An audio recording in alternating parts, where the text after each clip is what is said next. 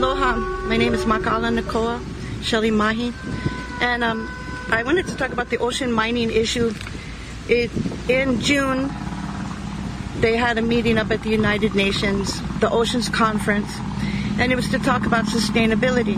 And the International Seabed Authority had come across that ocean mining is sustainable. Actually, it's not sustainable because once you retrieve the resources, then it's gone. And so they tried to say that you would have what's called these biological reserves and that it would recolonize the area. But even in the International Seabed Authority's own environmental guidelines, it showed that after 7 years that it never recolonized to the original species distribution. So I work with different people, but I'm very hopeful, as is Sylvia Earle, about this is with Mission Blue, and so they're looking at the ocean mining issue. They actually went to the UN conference, and the thing is these hope spots. So the hope spots, they're like the biological reserves, but it's more like that you want to reserve this area because that's where this certain fish spawns. And what had happened with Sylvia Earle was that first she went to her favorite bay somewhere down near Australia called Coral Bay. And so then it was beautiful. It was blue, the coral, the fish, everything. I've been there. Well, she went back, and there's a big track going through it as if a remote control vehicle had gone through. Everything was smothered. And so when I saw the footage, I said, wow, that looks exactly like the International Seabed Authority's mining guidelines, how it looks, how it piles up and whatnot. So I contacted Mission Blue and then also saw them at the UN Conservation Conference in Honolulu. So the thing is NOAA, they have the mining part of it with Department of Commerce, Lockheed and whatnot, but NOAA also has the fishery parts. So the thing is we have to look at it in a certain way. The main thing is that a lot of the people coming out of the conference said, we don't want to make the same mistake in the ocean as we made on the land. And there's so much stuff that we don't understand still about the ocean. But the thing is that here, they're going to go in under the common heritage concept. And to me, it actually is the reverse, because the common heritage concept states that we all have a stake. We're all stakeholders in the international sea where they want to do the ocean mining. And it actually contradicts the common heritage concept that they're going to section it up and certain countries are going to do ocean mining. And so that they're going to go in with these remote controls like they possibly did at Coral Bay. And that's how it's going to be, all smothered with these falsely angulated sediments, because the way that the machinery breaks it up from Nautilus and different companies is that it forms this triangulated sediment. And so under the Hydrostrom report, different reports, it might even circulate the Earth 5 times if it ever settles, but it impacts the fish because they can't kick it out because it's not naturally occurring. So we showed this picture, like here's Hawaii here, here's Baja California. These are where the seamounts are for the pelagic fisheries cycle. So I learned inside of marine science class that the ahi, the tuna and different pelagic species, they go out, they spawn, they circulate around in the seamounts, fatten up, go out, spawn again, and that's the cycle. So the first two mine is Commerce, which is Korea and China. And, of course, the United States of America, even though we're not signed on to the Law of the Sea, we have our DOMS, which is an ecological disturbance test mining that they're doing. So everyone has their ecological disturbance test mining like JET and whatnot. It's all inside the International Seabed Authority environmental guidelines. Are they already doing that? Yes, they've already done that. We have reports where they brought ashore the manganese nodules. They broke it down into what is the toxic components of it. And so... can you share some literature on that with me? Sure. Because I have the components broken down now. What happened was, 1995. Okay, so this is a document from 1995, but you see it's sent from executive chambers. So Patsy Mink sent this to me about the ocean mining, and it talks about how Ben Cayetano wanted to work with China. And so DBED, Department of Business, Economic and Tourism, they had made a deal with China as well, COMRA, but actually they're not supposed to do that under international law because they're not a delegate to the UN. We're not signed on with Law of the Sea. So why are they making arrangements with foreign countries to bring in toxic waste into Hawaii? And this was in 1995. Well, this has been going on way before that. And the studies that we have is like DBED White Report, that was to go into cement. DBED Green Report, and that's 1981. And so those went, and ocean dumping. And so now here was one from Patsy Mink. This is 2002. And this is right before she died. Thank you for calling my office to express your concerns about the effects of China's ocean mining will have on Hawaii's marine environment, particularly the northwestern Hawaiian Islands. I have followed the seabed mining ever since my service in the State Department. Any mining in the ocean is a matter of serious concern, particularly for what is done with the matters mined. My staff has advised me that you're interested in filing a complaint with the United Nations about China's mining operations located some 500 nautical miles from the Hawaiian island. I would be interested in seeing a copy. Now, what had happened was she had said to do this, that we needed to make a formal complaint, get 5 natives of the closest coastal impact to the mining. And so under Pierre Flamant and John Seibert, 2 pelagic drift specialists, they said actually right here in Kona, this is the closest coastal impact. So we got the 5 natives together. We had all the documents in the right jurisdiction. We had Hawaiian Archipelago with a capital A because a capital A denotes a legal nation state capable of making its own treaties. So what it is that we did form it. Now, where were we to send it off to was to the United Nations Law of the Sea Seabed Disputes Chamber. Now, we're not signed on to the Law of the Sea, but because I'm not even sure, but I know that the Hawaiian Kingdom had a treaty with Hamburg, Germany. The way that Patsy Mink with Department of State and the concern and whatnot, somehow it got accepted and it was filed, and it was called case number 17. So case number 17 was the responsibilities of states mining in the area. So what happened was the final outcome of it was not satisfactory because, one, it said, yes, there will be processing at sea, and 2, that the International Seabed Authority is not responsible for the matters mined once it goes out of the area. So that's not a good answer as to what are you going to do with the toxic waste. What about the impact to the fisheries? Now, what had happened was, so in the reports, oh, here it is. It's actually, the ocean is worth $2 trillion, ocean economy. So different reports are coming out. And so versus a dead ocean and the mineral mining companies with their 26 contracts going in and tearing up all the fisheries that we're dependent on. And some of these permits are actually now from the Mid-Atlantic Ridge, going from New York to Virginia. Well, yes, I mean, there's quite a few different of these mining zones all over the whole seafloor of the whole planet. And that's one of the things that we want to do, is to go around and gather harm that has been done already within the EEZ, say Papua New Guinea, because the meeting that we were at with the Underwater Mining Institute, they ended up having a meeting down in New Zealand. When was that?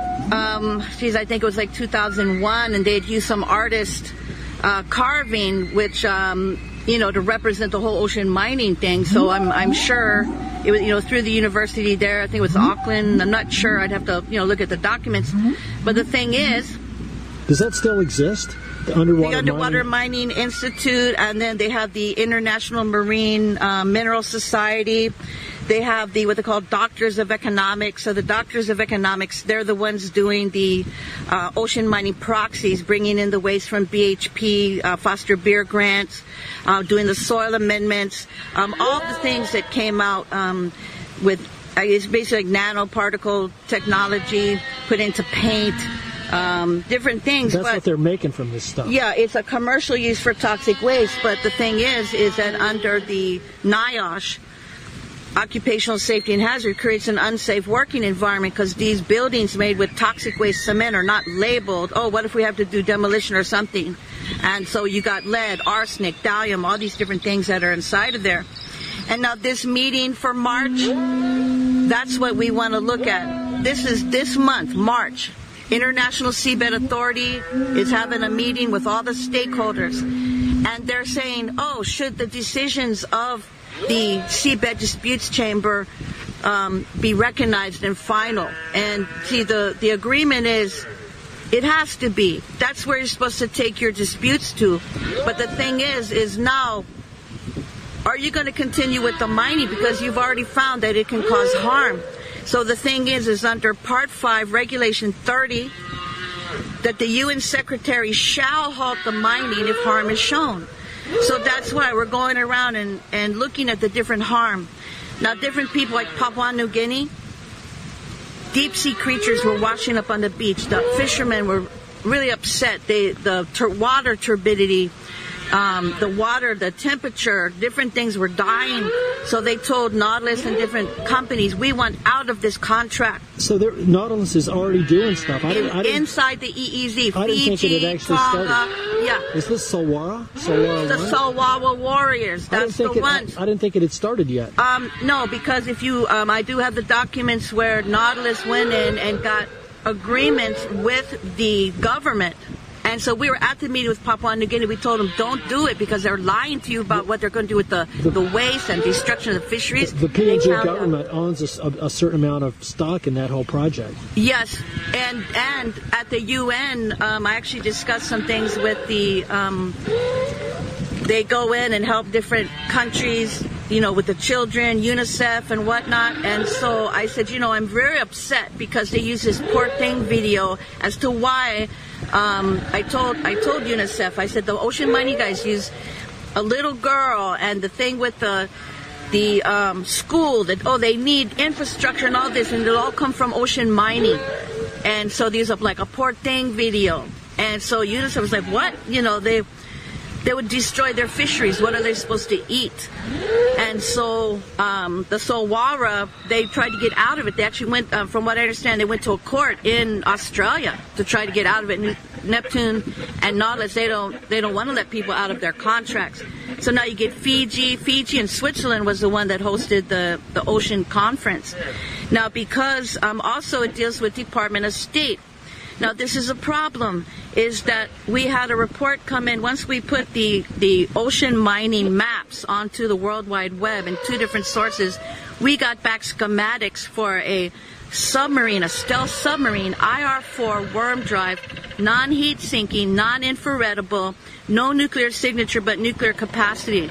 And so this submarine, basically, the more sediments you get in the water, it throws off the sonar. They ended up finding that submarine 13 miles off the coast of Kau. So they had to escort that, and they only went up to 213 miles. And so then there was, by the Hayden Island, they ended up taking our naval reconnaissance plane while they were looking at that stealth sub. So the issue is that when we had the UN conference up in New York, I actually talked to Department of State. I says, we're looking at 26 permits. We're looking at national security risks. The more sediment that's in the water in these mining areas, it becomes a national security risk because of these stealth subs. So that's a big issue. And also, it's, in a matter of fact, it's like genocide because the Hawaiian people for a long time, this is all under the star of Keawe, the creation star. This is actually the northern hemisphere. There's a certain energy and a pattern that should not be disrupted, not by ocean mining, not by coming in and tearing up the ocean. Now these different points, the stars and navigation, that this whole thing is related to all the heiaus throughout the Pacific.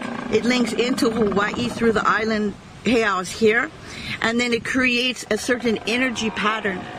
So I'm concerned that because of the ocean mining and what it's going to do to disrupt the cultural part, and the fisheries part, and even that they go out to certain areas and they go and get water, not just water here, but they go out.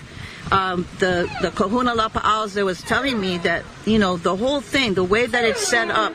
So if the ocean mining guys come in, they're going to use Hawaii as the dumping grounds or dump it in the ocean. And so for us and the chiefs, the native Hawaii fishermen, the general citizens and the population, we're pleading to the world to please put in your public reviews, your scientific reviews, everything that you can into the International Seabed Authority, because we want a live ocean.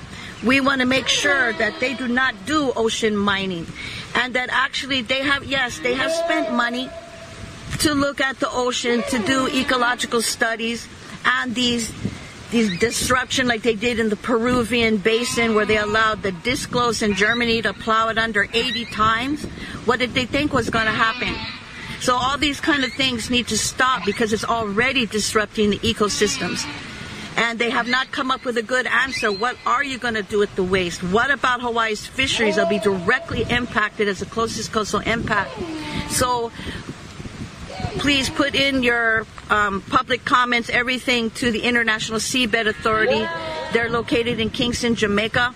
And the thing is the environmental guidelines is what you want to look at. And that we need to come together to make another seabed disputes chamber claim. Now, Shelly, you're going to tell us about the history of your family ancestry. Okay. Yes, I'm actually a mixed race of a lot of different peoples. But my grandfather and my father always talked to me about the Ha'i people. And so long ago, the story was that there was this island, and there was a chief from the mountain and a chief from the sea. And the sea god came to them and told them, both of them, the same night, they had the same dream, that the cannibals were coming. There was going to be earthquakes. There was going to be tidal waves. All these things were going to happen. And so they need to take their village, and take their people, and put them on a canoe, a big ark. And so then... Did you say that the sea god took on the form of a whale crest with a dolphin? Well, apparently he can take many forms. But you can't tell me his name. Well, I will tell you the story and how we became the Ha'i people. Yes. Which is actually like his name. Well, but doesn't Ha is the name for the sperm whale, isn't it? Ha, because it's the sound that his breath makes. Really? Yeah, that's the Maori name for the sperm whale. I did not know that. Well, Ha in Hawaiian is the breath of life, and E is the unspoken word for keakua. So even in the American Indian, Ha-ich, yes, I hear and obey. Very interesting. And the Ha-i actually goes into an unspoken language, and you can see the same symbols for Ha-ich. Okay, so what had happened was they ran down the trails, the mountain and the one from the chief from the sea, so on the same trail. And they said, I had a dream last night. And so they told their dreams. They said, oh, it must be true because we both had the same dream. And so the one from the ocean, the chief from the ocean said, oh, I have plenty of time. I have all these canoes. But the chief from the mountain, the one I'm directly related to, he said, oh, I don't have canoes here. And he said, oh, that the one from the ocean, he wasn't going to take the elderly, he wasn't going to take the sick, and he wasn't going to take the children or the women. And that was not what the sea god and the god above had wanted. So we made a huge boat, and it had out of these reeds, and the reeds were bound like this big, each binding. And it had a huge house. You could take a whole village on it. And apparently they had dug up the fire pits and put them on the boat. They had a clay pot that it had the unspoken language on it. They would put, they had the pakele after, where they would put the 69 fish. They would leave back 3. They would heat up the stones, and there was different ways that they would prepare things. And so these Ha'i people, first they were from this village, and what I've later come to know for this 12-pointed star people, the Ha'i people, is Mu Nana, out of memory. So out of memory, this story comes. And now they go to sea on this big, huge ark. So they come down from Mu Nana, and they go to the first point of the 12-pointed star, Hivo'oa, Marquesas. So out from there, then they go to the second point, which ended up being the doldrums, where they learned how to chant and call the wind. Yes, but wasn't there a baby that was born with a map on its arm? Yes. So in between the first and the second point of the 12-pointed star, the baby was born, because what had happened was the pregnant wife got down before the chief and said, I know that you have to go to sea, and it's kapu. I cannot go to sea with you. I'm pregnant, and I'm a woman, and all these kapu things. So the sea god came to them again and said, no, you will go, and this baby will have the mark of the 12-pointed star, and the island chain will have the map. So then in between the first and second point, the baby's born at night. The lightning strikes the water as they cut the cord. And then all of a sudden a big wave comes and whoosh, just washes the baby away into the dark, stormy night. So everybody cries, and people are like, oh, what do we do? Wait, the baby's supposed to have the map, and now we're lost at sea. And some people actually lost faith in Keakua and So what happens is they all go to the other side of the ark, and a big wave, boosh, comes and washes them all away. All the complainers and the ones who lost faith. And we never saw them again. So then in the morning, there was a yellow light in the sky. And up comes, now ha'i in Hawaii means like breaking a wave. So yes. It came breaking the wave, and it was this prehistoric dolphin whale, and it had the baby, and tossed the baby up onto the deck, and the baby was smiling and laughing. And so sure enough, it had the mark of the 12-pointed star, and it had the island chain. So what had happened was they get to the doldrums. The ha'i said to the chief's wife in her dream, if ever you have need of me, you may call upon me. And so there's a certain chant that goes with that. Now, so they go to the doldrums, and they're stuck there. The doldrums are like, there's no wind, there's no fish, there's no rain. So they actually learned how to call the four forces of the wind. And then they ended up in the third point where they would get their tools. And so the tools, they had the Kuvehi family, and so they would meet them, and they would go up this trail. And a family joke was we could only stay ashore as long as our hair was wet. So my grandfather told a story about how they put their hair in a gourd of water and strapped it onto their forehead and went up the trail to where the adze quarry was. But we couldn't take a stone unless there was a yellow light in the sky. And the adze quarry had to face the rising sun. So then in the end, it would go to the 16-pointed star, and that would be, it's more of a kapu thing, and there's a certain, I guess, navigational formula that you do, but it's for also repairing your canoes, different things. So what had happened was we went out on the 12-pointed star, we went all over, and what happened was along the different way we learned different things, and it all became part of the story, and we became the ha'i people. So we were not allowed to go ashore unless there was twin navigators. So we went past England, and that's when we had twin navigators in the 11th century. So we had, according to my grandfather, been at sea over 1,000 years. And so the women cried because they said, we're tired of giving birth at sea. We want to feel the soil beneath our feet, and we want to go ashore. And the story was that they smelled the roses on the wind. So we had the twin navigators. So my family, the firstborn chief, twin navigator, we went ashore, and we went to see the king. Now what had happened was on our ship, we had 7 ships at the time. So 4 came ashore, and 3 kept going and followed the 12-pointed star and the 16-pointed star, and went to the Great Apo and different, paths and whatnot of those. But the thing is that when we went ashore, they noticed that on our boats, we had a thing called the sea onion. Now, the sea onion, it was I looked it up on the internet. It's like there's 2 different kinds, one for like pneumonia and medicine, one's for poison and weapons. And so this thing is like a 40-pound onion. And we actually, I know it may sound savage and everything, but we used to grow them on the guts of our enemies. And anybody who tried to come after us, that they would get what's called the lobster claw and different things. And we would make a fishnet of their guts, and we would grow this sea onion on there. Now what happened was some of them that had happened with, they also tried to attack us. And so then this, what they call the McCracken, came up and took down their ship. So they thought we had a baby McCracken on our boat, but really it was the sea onion. But they said that the sea god was assisting us. Now the sea god did assist us many times by giving us a gift from the God above. And part of it was that we would be protected in the mist. So that my grandfather said there was teeth in the mist.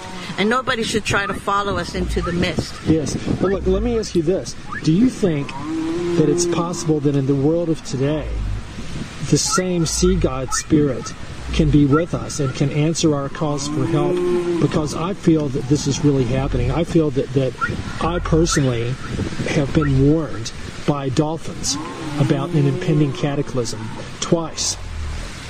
Well, I know here they had me go out, and they said, if you are who I think you are, because they knew the different marks and whatnot, they said, you will call.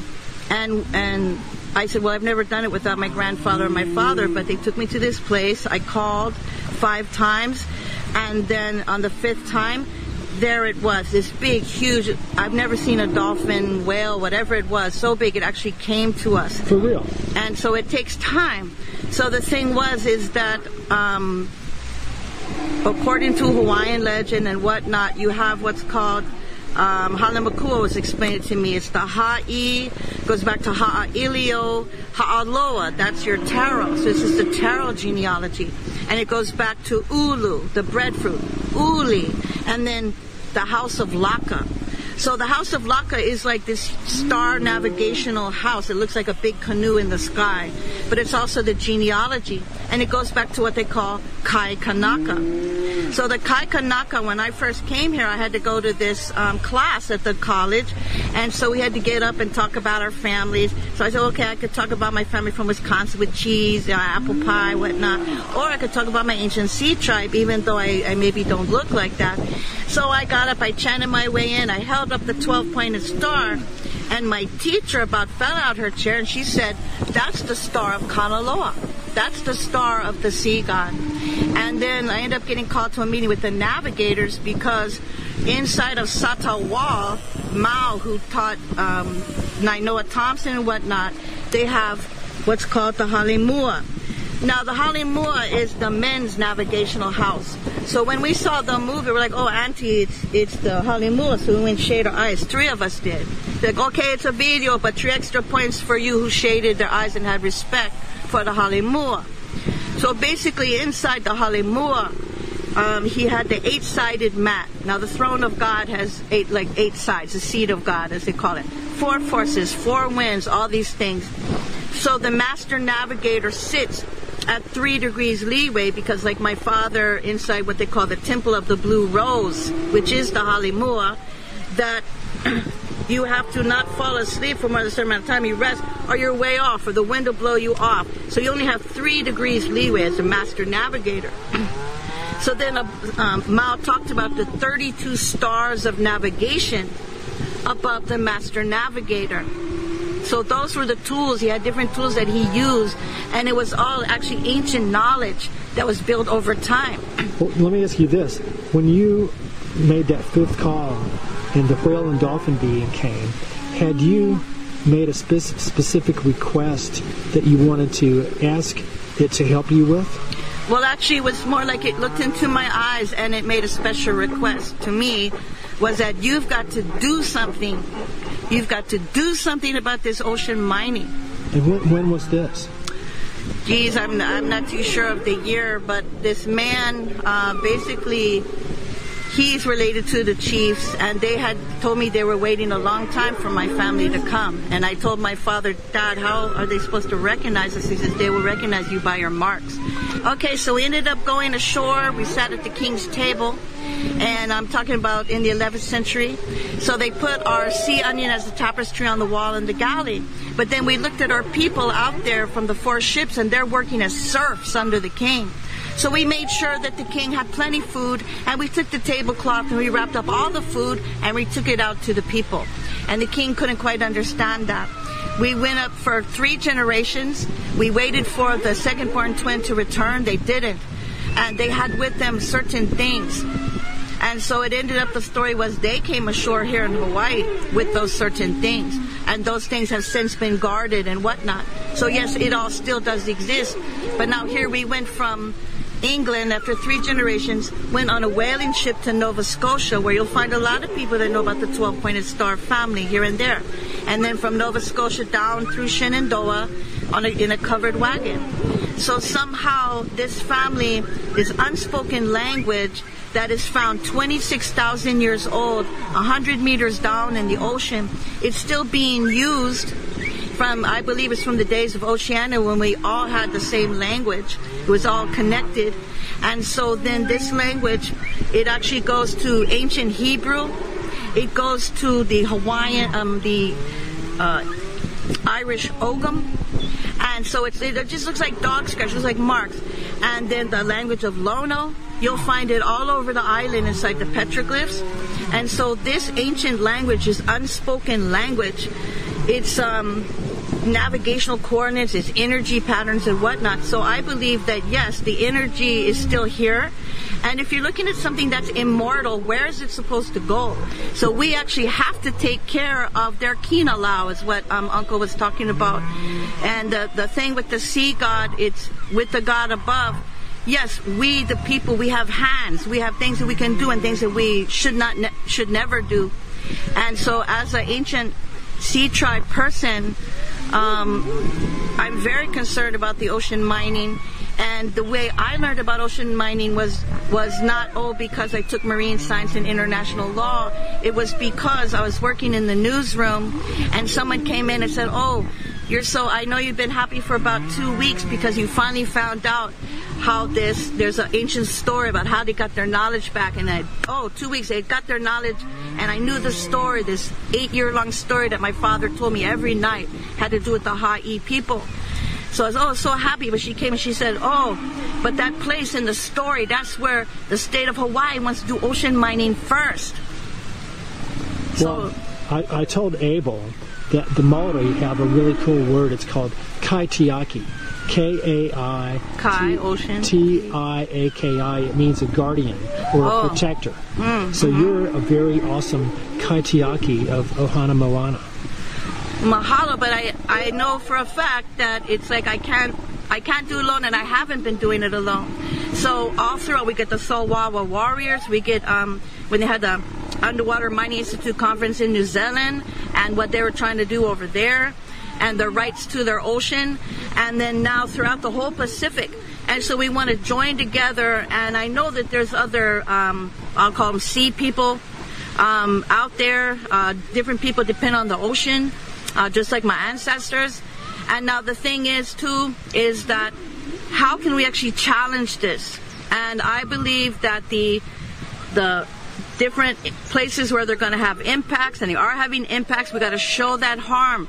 And hopefully we can recuperate the ocean. The major damage has not been done. We've got to call on the sea god to come back and appear in a million forms at the same time. Well, the interesting thing about it is I've learned that so the cells, the body, everything is connected with a certain energy. Okay, so the what Uncle was talking about and what Halemakua was talking about, the singing of the whales, the energy, and so what had happened was I actually almost passed away 3 times, but I saw the same thing, and it was like I didn't have a body, but I was going up towards this round light, and there was singing everywhere, and it was almost like whale singing. It was like I was swimming through the universe. And so Halemakua, he actually has a picture of the whales guiding his spirit up with the canoes and whatnot. So I believe that it's like we are connected, and that we would go, we would rejuvenate, we would come back, we might stay a while. But then when I saw that view, I says, wow, we really are connected with the stars. And then in our, if you actually don't hold yourself back, okay, because, you know, God made many miraculous things that sometimes things happen that in mysterious ways. Yes. And so I believe, you know, because I've been, you know, I'm from an agency tribe. I've been alerted to the ocean mining issue, and so I'm basically pleading. And I know that out there, you know, at a certain point, if it turns, it's like all the fish larvae, the temperature's off, water turbidity, you know, affecting all the, it's genocide. It's cultural genocide. And ecocide. Oh, ecocide. Moana-cide. Moana-cide, yes. But I think, how about this? The whales and dolphins are trying to help us remember our connection with water-based life, not only on this planet, but other planets, possibly in the Pleiades. Well, my father always did talk about a water planet. He would talk, there's different legends about it. But the thing is now, because they've gone in certain areas, they're doing like sonar and different things. They're trying to block all these energies. Yeah. And so microwaves. We actually found out, even like the HAARP, that it's a matter of physics. Absolutely. Well, did you know that on Kauai, their microwave transmitters are thousands of times more powerful than anything HAARP ever had? It's one of the most powerful microwave installations on the whole planet. And see, well, we learned, okay, Halemakua, we said, what are we going to do about the HAARP? And so then he went to try to stop the HAARP with some other people. They're actually going to go try to stop it up in Anchorage, Alaska. So what ends up happening is something happens to him, but we end up doing a prayer, and it was actually at Kauai, and we didn't have, you know, no phones, no mail. I said, okay, so we're going to come together. We need help. And so then later, Uncle Abe, I said, Uncle Abe, we got to go over to this place. We end up going to the place. This other lady was there. Okay, on the way there, we read a newspaper. The newspaper says that tomorrow in Honolulu that they're going to change over the whole jurisdiction of the ocean. We're like, oh my God, how are we going to do this? So we end up there. There's this lady standing there like, why am I here? We're like, are you going to Honolulu tomorrow? And so then she says, yes. I says, well, you need to get all the fishermen, storm the Senate, and stop them from doing this. The fishermen made a ring around the state capitol. They actually stormed the Senate, stopped what they call the Bunda Bill, switching over the ocean to the Army Corps of Engineers, which is they're the ones plowing through Native American sites. They don't care. So it never happened. But see, that's what I'm saying. There's something alive. There's something guiding us. And like the lady never didn't even know why she's there. She just standing there just like waiting for us.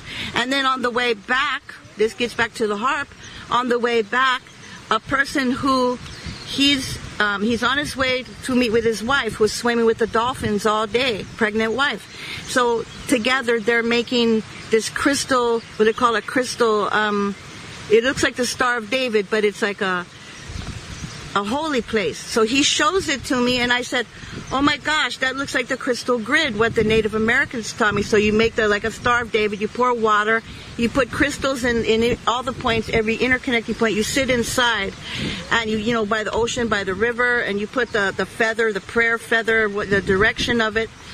And so I said, wow, that's like the crystal grid. He goes, crystal grid? I says, yes. And he says, oh, you're the one I have to give the message to, you and your people. I says, what is it? He says, what you're supposed to do about the HAARP. I was like, oh my gosh. I mean, that's just like out of the blue kind of thing, like timing, like that. So he said that the E will take care. So I'm like, E, so God, Keakua. He says, not just that, but the jawbone of the E, of the family of E, the E. So that resonates, it's pure physics.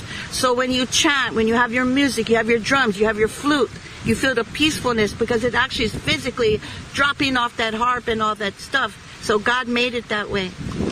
Final concluding comments on everything we've talked about today. Okay.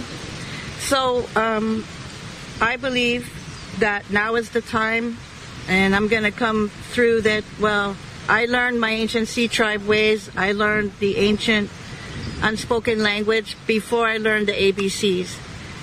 And my father told me, you learn this first, and then one day you'll learn what is an American. So I said, Daddy, what's an American? So then I did learn what was American. And then I found out about the overthrow because I had looked at submerged crown lands. I was like, wait a minute, in America we don't have crown lands. Like, what does that mean?